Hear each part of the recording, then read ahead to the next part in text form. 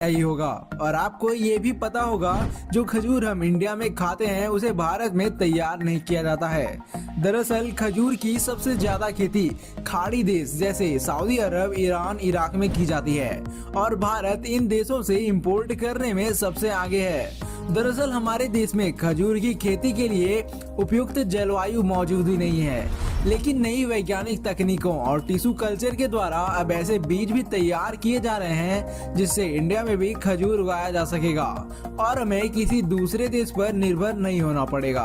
अब खजूर की इतनी जानकारी ले चुके हैं तो लगे हाथ ये भी देख लेते हैं कि इतना सारा खजूर उगाते कैसे हैं, इसकी फार्मिंग कैसे होती है और फैक्ट्री में इसकी प्रोसेसिंग होती कैसे है। तो शुरुआत में स्थानीय जलवायु जहां खजूर की फार्मिंग होनी है उसके हिसाब से मॉडर्न टेक्निक से इन बड़े बड़े लैब्स में हाई क्वालिटी टिश्यू कल्चर की मदद से खजूर के छोटे छोटे प्लांट्स तैयार किए जाते हैं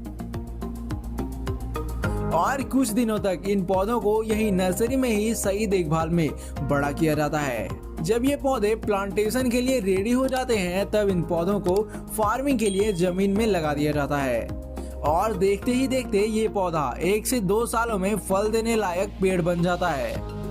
इन्हीं पेड़ों पर कुछ दिन बाद सैकड़ों टन खजूर लगने वाले हैं। लेकिन अगर हम ऐसे ही पेड़ को छोड़ दें और खजूर लगने का इंतजार करते रहें तो वो कभी नहीं होने वाला है। पेड़ में खजूर लगने के लिए एक प्रोसेस करना होता है जिसे पॉलिनेशन कहते हैं। ये खजूर का पेड़ एक लिंगी होता है जिसमें एक पेड़ केवल मादा का होता है और दूसरा नर का होता है और नर अलग अलग खजूर की किस्म होती है, इसलिए इसमें फल लगने के लिए इसको फर्टिलाइज करना होता है। जब मादा यानी फीमेल खजूर के पेड़ में फूल आ जाते हैं तो नर यानी मेल खजूर के पेड़ों से पोलन को निकाला जाता है और उसे इन फूल के बीच में ऐसे डालकर अच्छी तरह बांध दिया जाता है।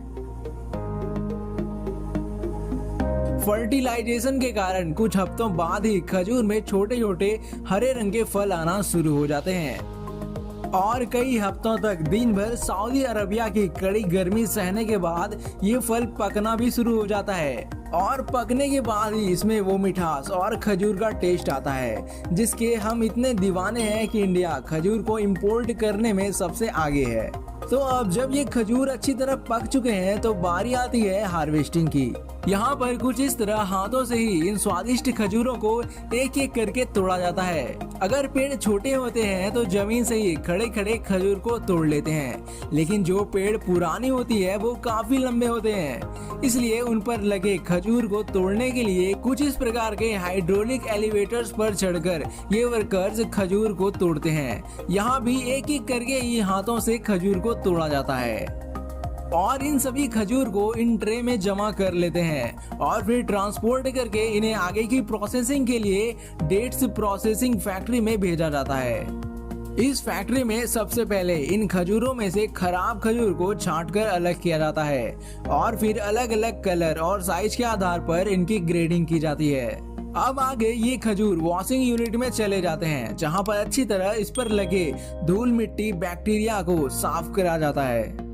और आगे ये खजूर इन रोलिंग ब्रश के नीचे से गुजरती है जिससे इन पर लगा पानी सूख जाता है।